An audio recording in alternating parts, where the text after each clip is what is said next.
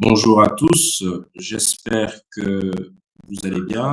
Bonjour, bonsoir, selon l'heure à laquelle vous allez avoir accès à cette vidéo. Alors pour cet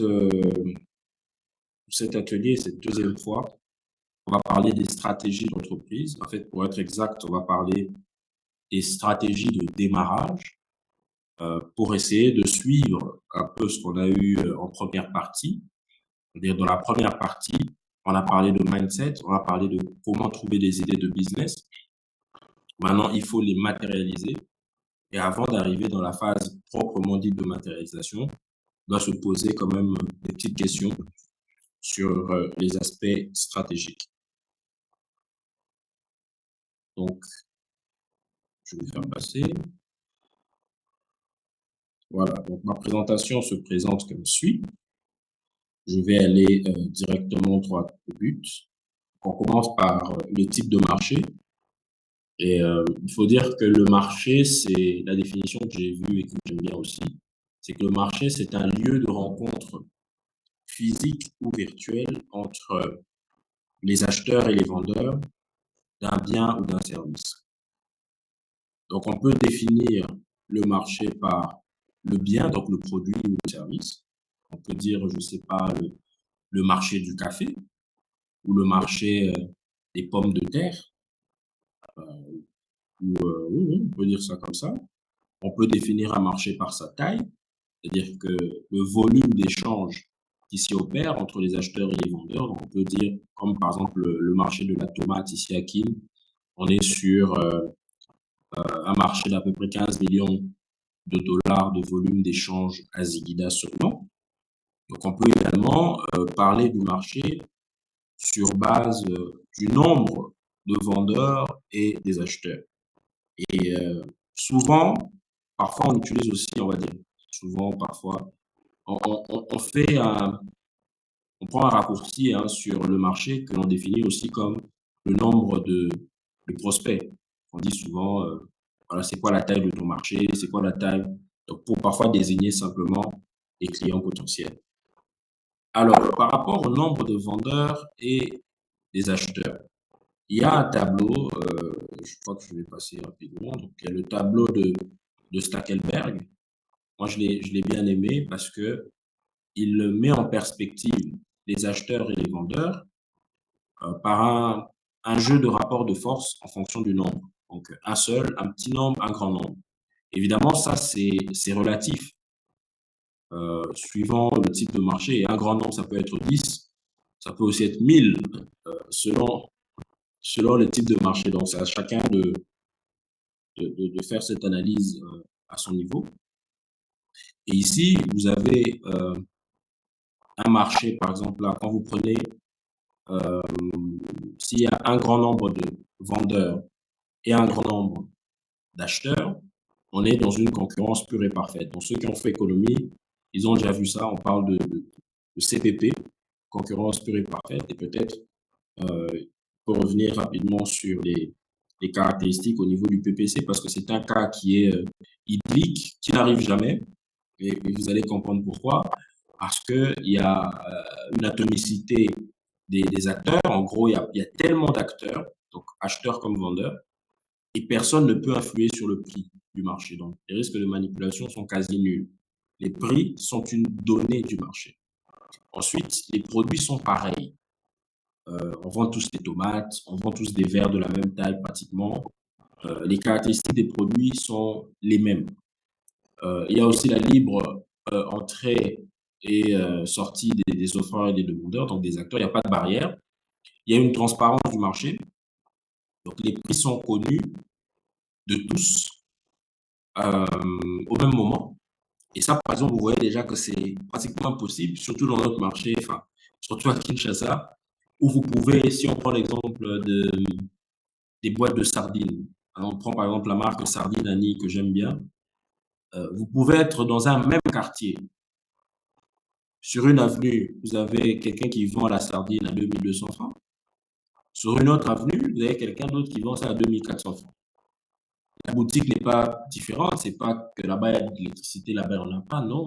C'est juste que ben, chacun met le prix qu'il veut Oui, par rapport au prix auquel il l'a acheté, mais surtout, euh, ces gens profitent du fait que les gens ne sont pas au courant que de l'autre côté, c'est à tel prix. Donc, l'information, la transparence du marché, c'est vraiment une caractéristique qui est très, très rare à obtenir, en tout cas en ce qui nous concerne. Il y a aussi la libre circulation des facteurs de production. Donc voilà, donc on prend ici par exemple le cas de, comme je l'ai dit, un grand nombre de vendeurs, un grand nombre d'acheteurs. On se retrouve avec un marché de concurrence euh, où les prix sont une donnée, personne ne peut influer dessus. Et puis on a le cas d'oligopole. Ça, c'est des cas qui sont généralement les plus fréquents. Euh, Oligopole, vous avez un petit nombre de vendeurs face à un grand nombre d'acheteurs. Donc, c'est un peu le cas de quel marché, par exemple, marché des réseaux, hein, la téléphonie. Vous vous retrouvez, par exemple, avec Orange, Vodacom, etc. Alors qu'il y a plusieurs personnes. Et si on regarde la partie homogénéité des produits, en réalité, ils vendent exactement la même chose. Ils peuvent changer de nom, mais en réalité, c'est la même chose. Ils vendent de la data, la connexion Internet, ils vendent des forfaits voix, ils vendent des SMS. Donc, tout le monde vend la même chose. Les produits sont identiques, les, les, les, les vendeurs sont différents, chacun en fonction de comment il se positionne. Et dans ce type de marché, les prix sont définis par le cartel des vendeurs, surtout s'ils se mettent d'accord. Et c'est pourquoi souvent les pouvoirs publics se battent pour tuer les cartels, pour maintenir un semblant de concurrence. Ensuite, on a le cas des monopoles. Donc, on a un seul vendeur pour un grand nombre d'acheteurs. Si on est dans le cas d'une niche, on a un seul vendeur pour un petit nombre d'acheteurs. Donc, ces cas ici, ce sont les meilleurs cas pour les entreprises parce que, évidemment, en ce moment-là, l'entreprise est seule, il n'y a pas de concurrent, elle peut fixer le prix qu'elle veut, etc., etc. Quand on est en face d'un petit nombre, ça veut dire que c'est un marché de niche, mais il faut aussi dire que quand on a un produit très différencié, donc on peut être on peut être sur le marché des automobiles, mais quand on a un produit très, très différencié ou un marché de services, je ne sais pas moi, de consultance, de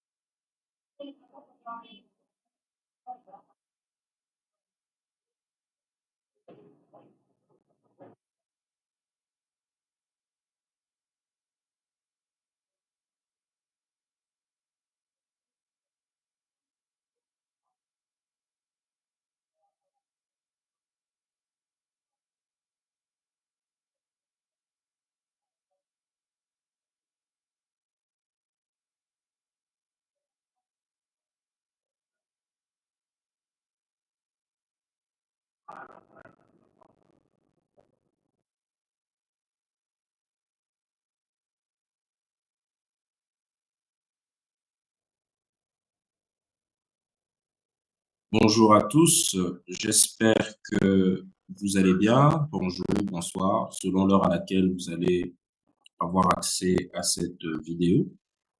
Alors pour cet atelier, cette deuxième fois, on va parler des stratégies d'entreprise. En fait, pour être exact, on va parler des stratégies de démarrage pour essayer de suivre un peu ce qu'on a eu en première partie. C'est-à-dire dans la première partie, on a parlé de mindset, on a parlé de comment trouver des idées de business. Maintenant, il faut les matérialiser. Et avant d'arriver dans la phase proprement dite de matérialisation, on doit se poser quand même des petites questions sur les aspects stratégiques. Donc, je vais faire passer. Voilà, donc ma présentation se présente comme suit. Je vais aller directement droit au but. On commence par le type de marché. Et il faut dire que le marché, c'est la définition que j'ai vue et que j'aime bien aussi, c'est que le marché, c'est un lieu de rencontre physique ou virtuelle entre les acheteurs et les vendeurs d'un bien ou d'un service. Donc, on peut définir le marché par le bien, donc le produit ou le service. On peut dire, je ne sais pas, le marché du café ou le marché des pommes de terre, ou oui, on peut dire ça comme ça. On peut définir un marché par sa taille, c'est-à-dire que le volume d'échange qui s'y opère entre les acheteurs et les vendeurs, on peut dire, comme par exemple le marché de la tomate ici à Kim, on est sur un marché d'à peu près 15 millions de dollars de volume d'échange à Ziguinchor seulement. Donc, on peut également parler du marché sur base du nombre de vendeurs et des acheteurs. Et souvent, parfois, on utilise aussi, on va dire, souvent, parfois, on fait on prend un raccourci sur le marché que l'on définit aussi comme le nombre de prospects. On dit souvent, voilà, c'est quoi la taille de ton marché, c'est quoi la taille, donc pour parfois désigner simplement les clients potentiels. Alors, par rapport au nombre de vendeurs et des acheteurs, il y a un tableau, je crois que je vais passer rapidement, donc il y a le tableau de Stackelberg. Moi, je l'ai bien aimé parce que il met en perspective les acheteurs et les vendeurs par un jeu de rapport de force en fonction du nombre. Donc, un seul, un petit nombre, un grand nombre. Évidemment, ça, c'est relatif, suivant le type de marché. Et un grand nombre, ça peut être 10, ça peut aussi être 1000, selon le type de marché. Donc, c'est à chacun de faire cette analyse à son niveau. Et ici, vous avez un marché, par exemple, là, quand vous prenez, s'il y a un grand nombre de vendeurs et un grand nombre d'acheteurs, on est dans une concurrence pure et parfaite. Donc, ceux qui ont fait économie, ils ont déjà vu ça. On parle de CPP, concurrence pure et parfaite. Et peut-être, peut revenir rapidement sur les caractéristiques au niveau du PPC, parce que c'est un cas qui est idyllique, qui n'arrive jamais. Et vous allez comprendre pourquoi. Parce qu'il y a une atomicité des acteurs. En gros, il y a tellement d'acteurs, donc acheteurs comme vendeurs, et personne ne peut influer sur le prix du marché. Donc, les risques de manipulation sont quasi nuls. Les prix sont une donnée du marché. Ensuite, les produits sont pareils. On vend tous des tomates, on vend tous des verres de la même taille pratiquement. Les caractéristiques des produits sont les mêmes. Il y a aussi la libre entrée et sortie des offreurs et des demandeurs, donc des acteurs. Il n'y a pas de barrière. Il y a une transparence du marché. Donc, les prix sont connus de tous au même moment. Et ça, par exemple, vous voyez déjà que c'est pratiquement impossible, surtout dans notre marché, enfin, surtout à Kinshasa, où vous pouvez, si on prend l'exemple des boîtes de sardines, on prend par exemple la marque Sardine Annie que j'aime bien, vous pouvez être dans un même quartier. Sur une avenue, vous avez quelqu'un qui vend la sardine à 2200 francs. Sur une autre avenue, vous avez quelqu'un d'autre qui vend ça à 2400 francs. La boutique n'est pas différente, c'est pas que là-bas il y a de l'électricité, là-bas il n'y en a pas, non. C'est juste que chacun met le prix qu'il veut.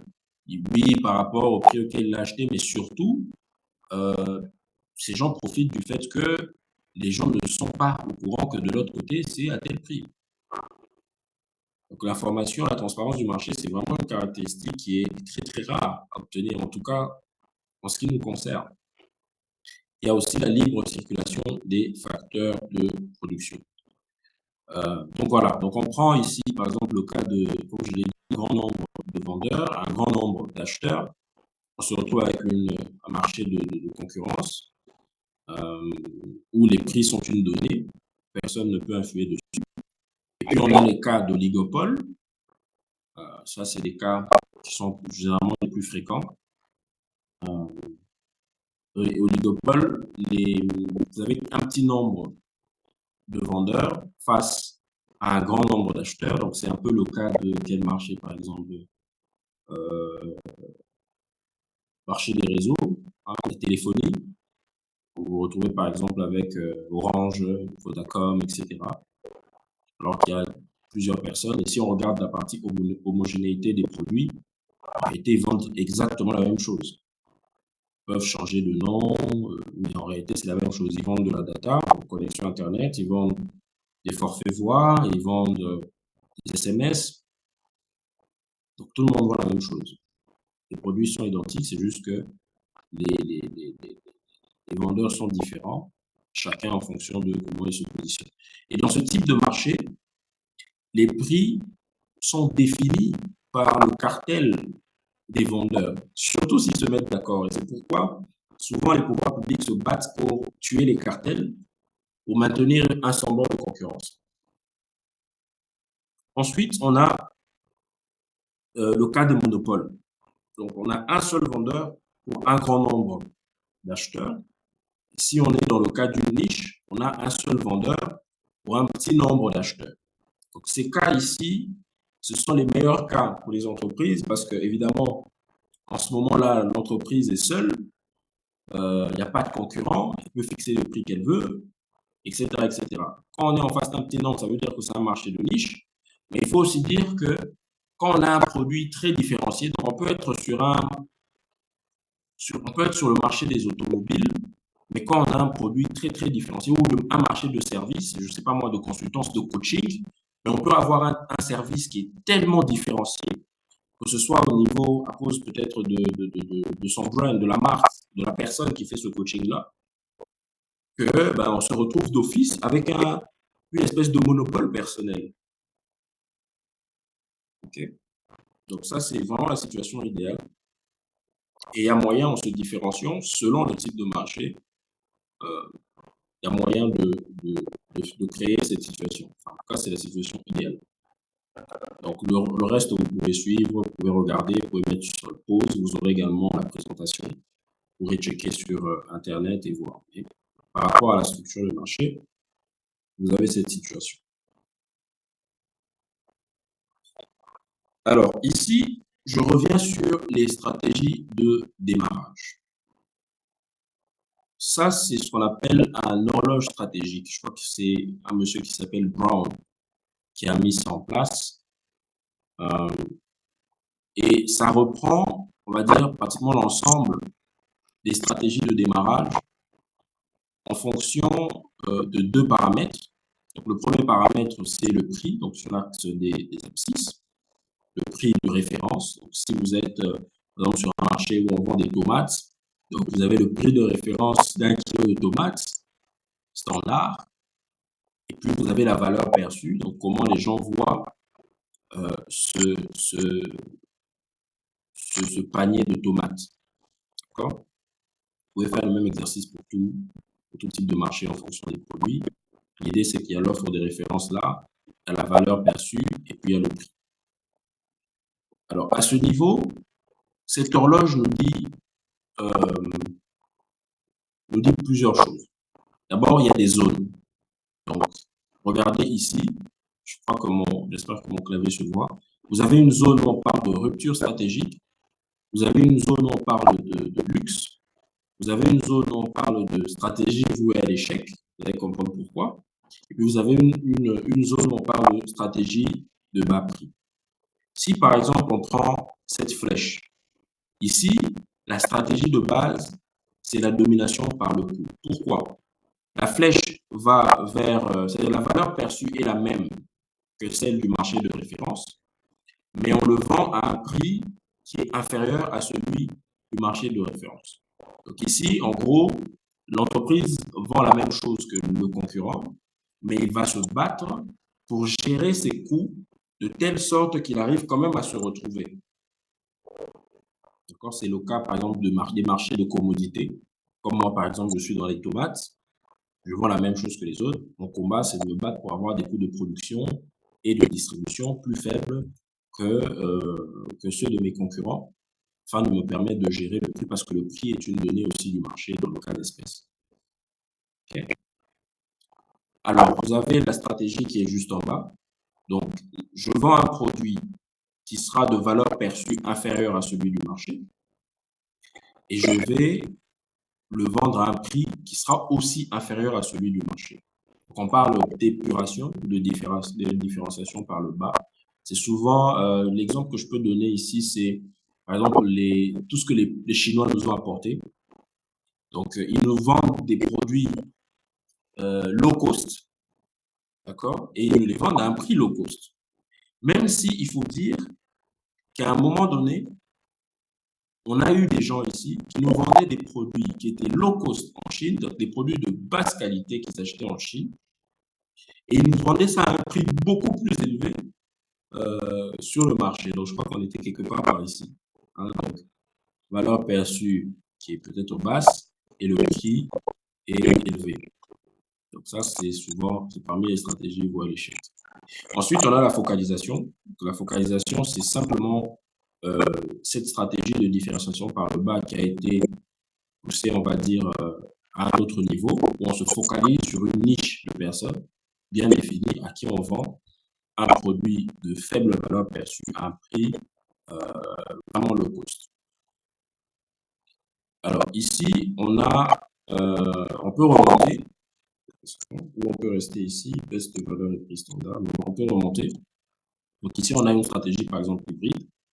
Donc en gros, on vend quelque chose d'une valeur perçue élevée à un prix qui reste faible par rapport à celui de la concurrence. Donc ça, c'est souvent dans les cas des innovations. Donc on met en place une innovation qui nous permet de vendre de meilleurs produits à des prix inférieurs à celui du marché. Il y a aussi la sophistication sans surprise. Donc, sans surprise, c'est la même chose. Donc, on vend un produit qui a une valeur perçue élevée, mais on n'augmente pas le prix par rapport à l'offre de la concurrence. Et ici, on a une sophistication ou une différenciation par le haut. Donc, c'est un produit qui a une valeur perçue élevée et qu'on vend également à un prix élevé. C'est un peu le cas de... je peux prendre quel cas? Je peux prendre le cas du restaurant Coucou, par exemple. Nous sommes dans les grillades de poulet. Notre cible, nos clients cibles ont également le choix entre des produits Nganda classiques qui généralement vendent moins cher que nous. Chez nous, par exemple, un poulet entier, c'est à 12 $. Avec le prix actuel, on est à combien? 25 000 déjà. Donc 10 $, c'est déjà 25 000.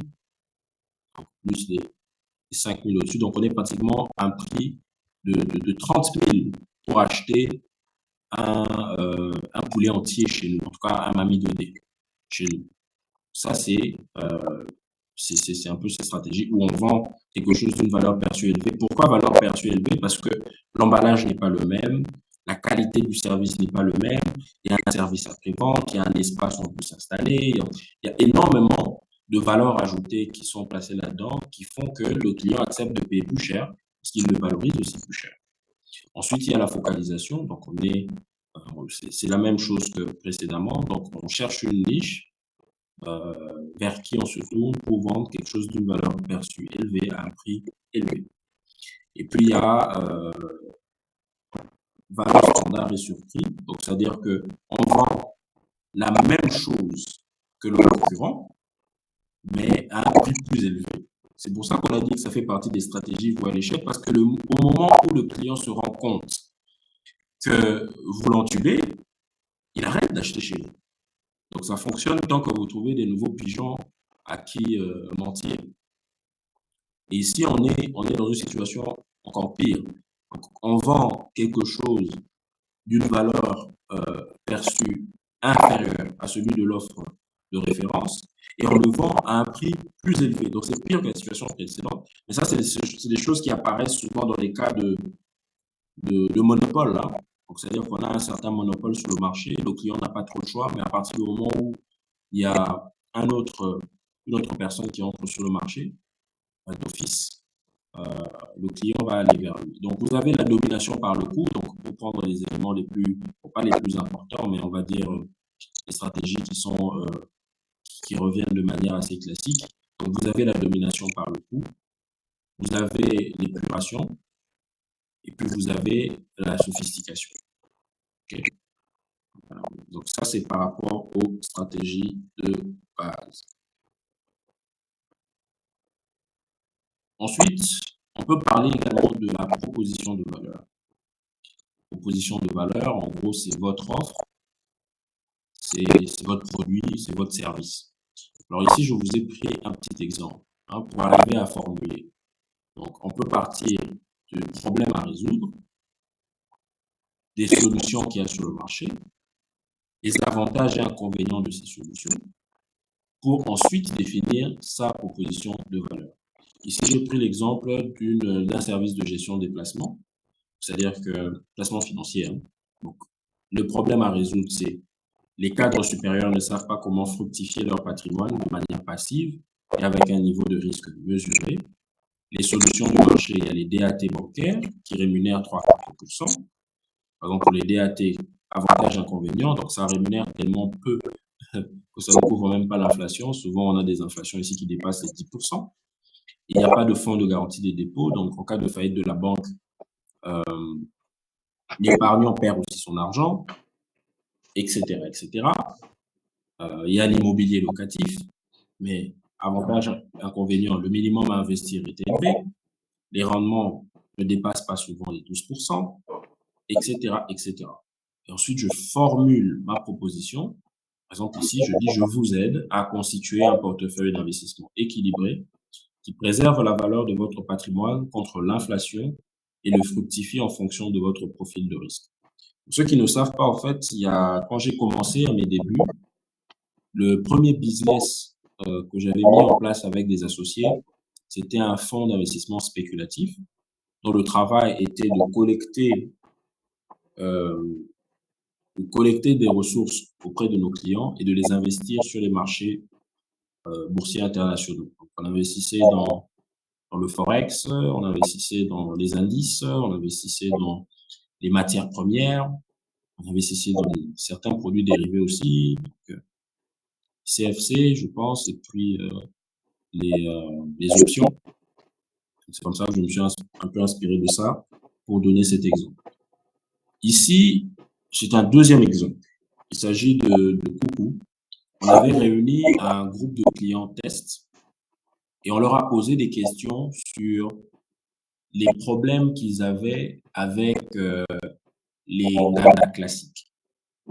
Et dans l'ordre, en ce moment-là, c'était en 2018, il y avait l'insalubrité, les problèmes d'insalubrité. Et ça, moi, personnellement, je l'ai vécu une fois. J'étais avec mon cousin à Bandal.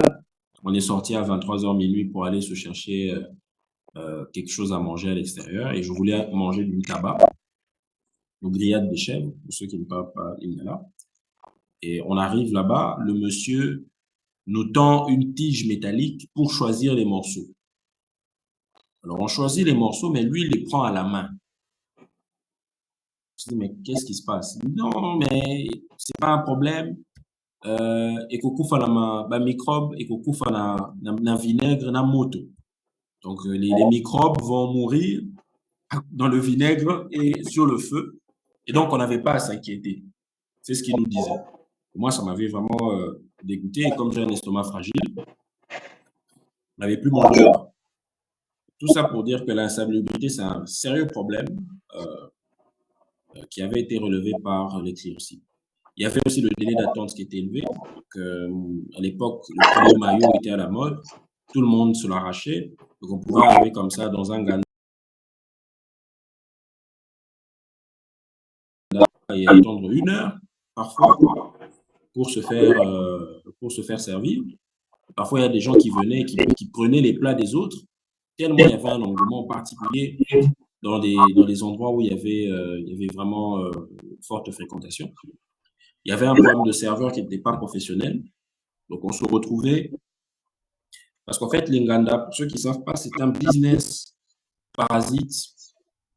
À Kinshasa, c'est un business parasite à celui des bars. Donc, on pouvait retrouver des bars sans Nganda, mais jamais des Nganda sans bar. Donc, ça fait que les serveurs qui s'occupaient, qui étaient là pour le bar, n'avaient pas beaucoup de considération pour ceux qui venaient juste pour le Nganda. Parce que je me rappelle, à l'époque, il n'y avait même pas de service de livraison. Ça aussi, c'était le 5e problème soulevé. Et le 4e problème, c'était le menu qui était limité. Donc, la seule innovation qu'il y avait eu, c'était de rajouter de la mayo d'une certaine manière dans le poulet. Mais il n'y avait que les chikwang, pas de makemba, pas de riz, pas de. Du coup, c'était ça l'ensemble des griefs qui avaient été soulevés par les clients cibles. Et sur base de ça, nous avons conçu notre proposition de valeur en disant que, ben voilà, nous, on va avoir un service de livraison à domicile. Nous allons avoir un faible délai d'attente des commandes, 15 minutes pour le restaurant, 55 minutes en livraison. On va faire un effort pour avoir une salubrité irréprochable et on a tout misé sur un menu varié. Aujourd'hui, nous avons, je pense, 5 plats, 5 modèles de poulet. Nous avons d'autres plats aussi, plus les accompagnements.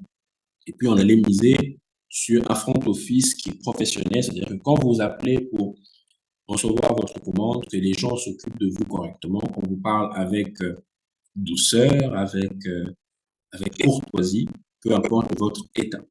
Et donc, on pouvait résumer, hein, souvent je résume notre proposition de valeur peu de cette manière. En 55 minutes, on vous livre des grillades de poulet à l'époque, hein, c'est comme ça qu'on résumait ça, chez vous avec une multiplicité d'accompagnements disponibles. Donc ça, c'est pour le deuxième exemple, juste pour vous aider à formuler votre proposition de valeur. Ensuite, nous avons la partie du modèle économique. Nous avons vu les marchés, on a vu rapidement la partie sur comment formuler sa proposition de valeur, en tout cas la démarche qu'il faut avoir. Et ici, on peut voir aussi comment formuler son modèle économique à l'aide de l'outil Business Model Canvas. Il y a plusieurs versions, hein. Il y a plusieurs versions de cet outil, etc. Mais j'ai envie de vous dire que le plus important, ce sont les questions que l'on pose et ce sont les réponses qu'on donne à ces questions. C'est ça, en fait, un entrepreneur, c'est quelqu'un qui sait se poser les bonnes questions et qui sait trouver les réponses à ces questions. Donc, les questions sont généralement les mêmes, peu importe le modèle que l'on regarde, mais je vous invite bien évidemment à aller regarder les modèles récents qui existent de modélisation économique. En attendant, on va prendre celui-ci. Donc, nous avons la partie proposition de valeur et ici, les questions auxquelles il faut répondre, c'est quels sont les produits ou services que vous proposez? Comment sont-ils solutions aux besoins des différents segments de clients retenus? Quel est votre avantage par rapport à la concurrence? On a déjà vu comment formuler ça, c'est comme ça que je suis revenu par ici pour commencer.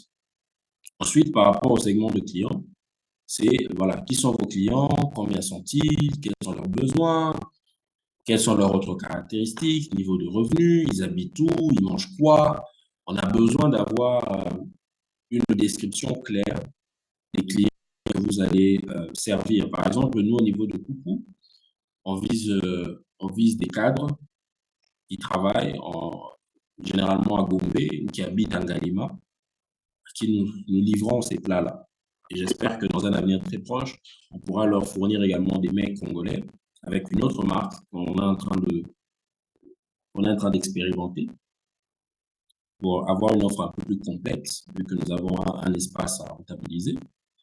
Donc, c'est un peu ça.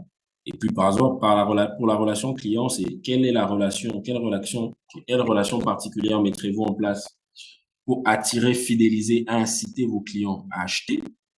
Parce qu'en fait, le cœur aussi de la croissance d'un business, ou même de sa stabilité, c'est quand les clients reviennent.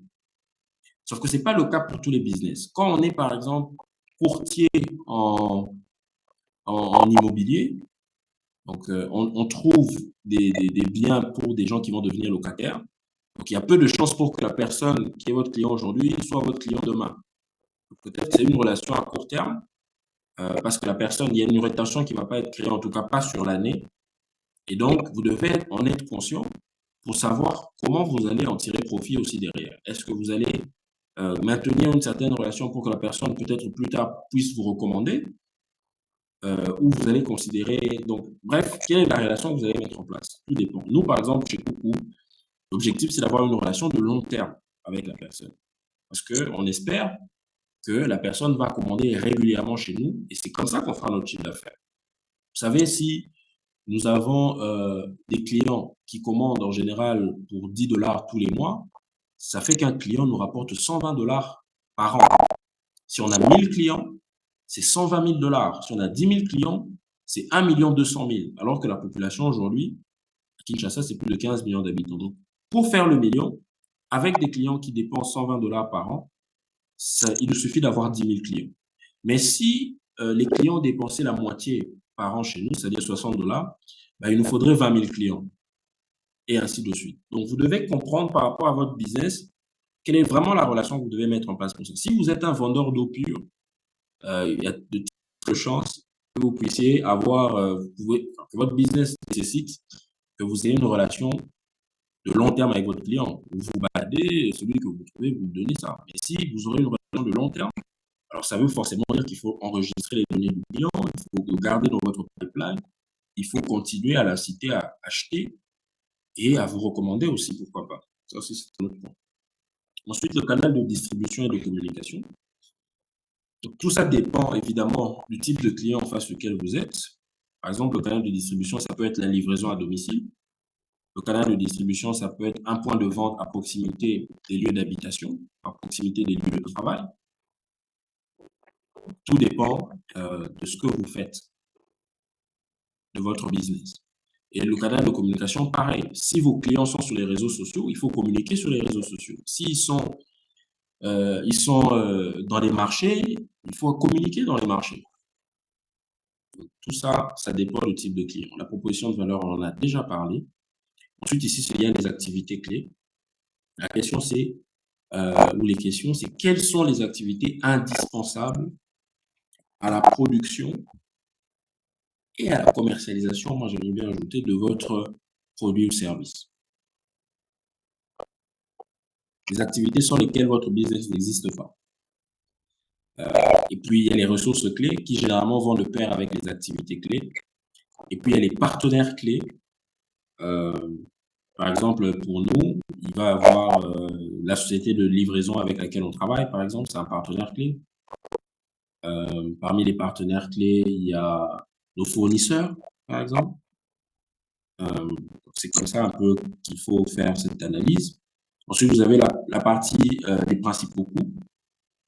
Donc, quelles sont les principales charges de votre activité? J'ai bien dit voir ressources clés, activités clés. Quelles sont les charges fixes et les charges variables? Donc, ici, l'objectif, moi, quand je fais ce raisonnement, l'objectif, c'est pas forcément d'avoir des coûts exacts, mais c'est d'avoir peut-être un ordre de grandeur, d'abord de les identifier et d'avoir peut-être un ordre de grandeur sur les principaux coûts qui sont relatifs à l'activité.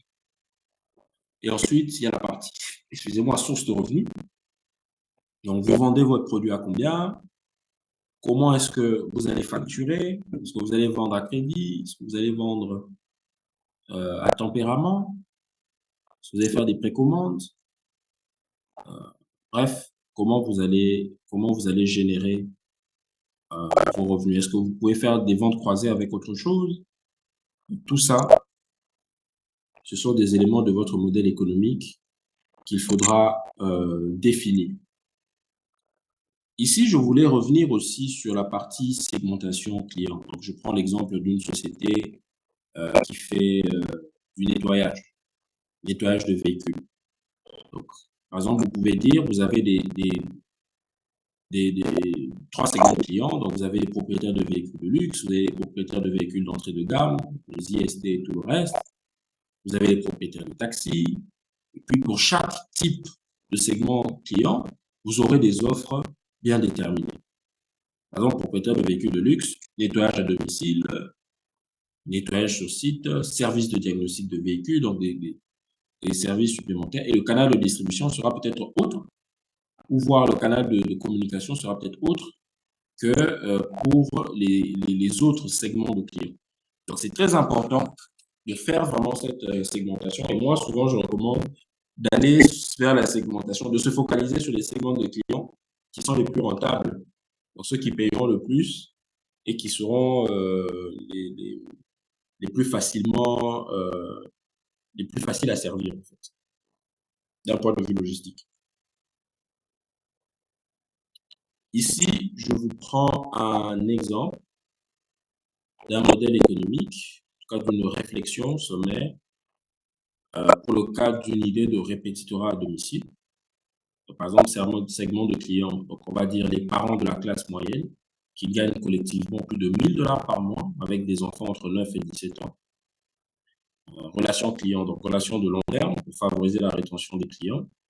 Peut-être une chose que je n'ai pas eu à dire au tout début là, il faut bien comprendre que c'est un exercice qu'il faut refaire de temps en temps.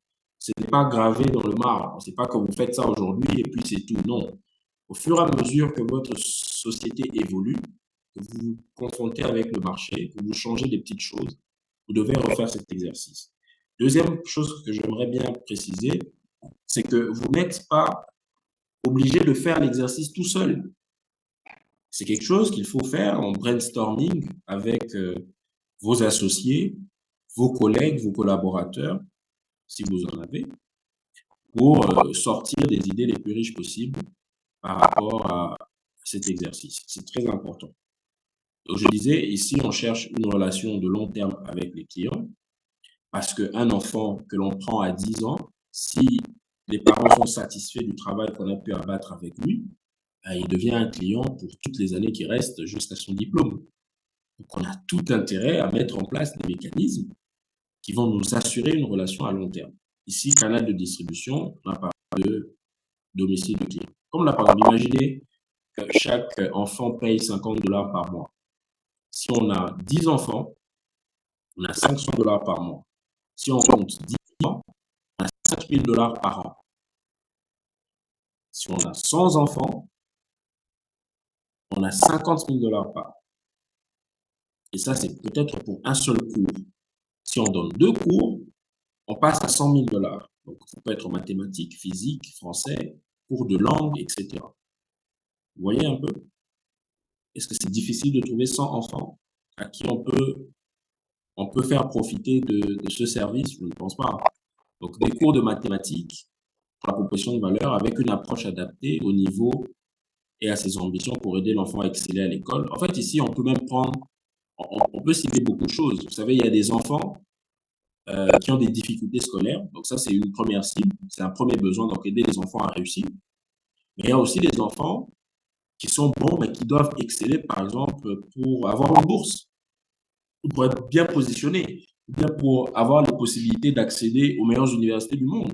Parce qu'il y a des cas où vous avez l'argent, mais si vous n'avez pas les points, vous ne pouvez pas accéder. Donc, c'est des besoins légèrement différents pour lesquels les facturations peuvent aussi différer. Donc, ça aussi, c'est quelque chose peut-être à creuser ici. Au niveau des activités clés, j'ai repris le marketing et communication, donc c'est le principal canal d'acquisition client. Et puis, évidemment, la dispensation et suivi des cours. On peut rajouter autre chose. On peut rajouter d'autres choses. Ressources clés, donc le personnel. Ici, on a mis les réseaux sociaux, on a mis les matériels didactiques. Partenaires clés, les enseignants, les écoles. Donc ici, les enseignants, je suppose, qui seront des prestataires externes. Ils ne seront pas des employés, mais ce seront des consultants avec lesquels on va travailler. C'est pourquoi ce sont des partenaires clés.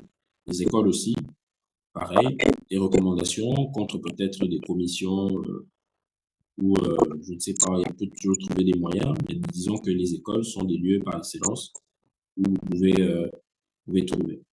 Donc, il y a aussi les principaux coûts, donc les honoraires des enseignants. Vous allez remarquer que activités clés, partenaires clés, principaux coûts, c'est très lié. Donc, honoraires des enseignants, charges du personnel, coûts du marketing et de la communication. Ensuite, nous avons les sources de revenus. Donc, ici, ça sera essentiellement les honoraires qui seront payés par les parents tous les mois. Et idéalement, moi, j'aime bien payer par trimestre. Oui, trimestre anticipativement. C'est mieux. Je ne veux pas l'argent après, donc anticipativement. Il y a moyen de voir cet aspect-là. Donc, ça, c'est pour le premier exemple. Donc, j'ai prévu un deuxième exemple. Donc, chaîne YouTube. Le segment de client, on va dire, c'est les entreprises, les PME locales, les PME congolaises, pour expliciter quand même. Relation client, relation de long terme, pour favoriser la rétention comme toujours, parce que l'idée ici d'une chaîne YouTube, comment on gagne par des placements de produits. Donc, quand on a une forte audience, on peut gagner par des placements de produits, on peut monétiser directement par YouTube, etc. Donc, canal de distribution, donc la chaîne YouTube. Proposition de valeur, donc on vous offre des supports de communication payants qui couvrent une large audience de Congolais au pays et dans la diaspora. Évidemment, tout dépend de la chaîne en question, quelle thématique elle va aborder. Il y aura moyen de définir l'audience que l'on va vendre finalement aux entreprises. Je me rends compte aussi que beaucoup de gens ne savent pas que le modèle économique des radios, c'est un peu celui-là. Les radios, elles vendent un peu des publicités. Quand vous prenez l'exemple, même Facebook, c'est pareil. Le client de Facebook, c'est B2 Group, c'est Fuku qui paye pour de la publicité.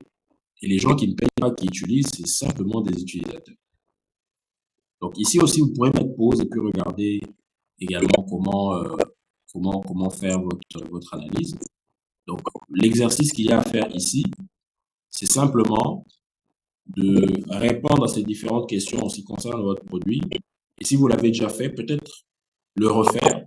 Peut-être qu'il y a des produits supplémentaires que vous avez rajoutés, pour lesquels vous pouvez également faire cet aspect de modèle économique, de cet exercice, et ça peut également vous aider. Bon, là, je viens d'avoir l'idée de faire peut-être un troisième exemple en live, mais non. Le troisième exemple, ce sera peut-être pour la session qu'on aura jeudi. Donc voilà, c'est tout pour cette partie. Donc dans la partie qui va suivre, on va voir comment déterminer son besoin de financement. Je vais revenir rapidement sur des éléments, des plans d'activité, parce que je suppose que vous avez déjà choisi la stratégie, etc., etc. Peut-être dans celui-là, j'utiliserai un exemple vivant euh, pour avancer. Voilà. Merci beaucoup et à la prochaine vidéo.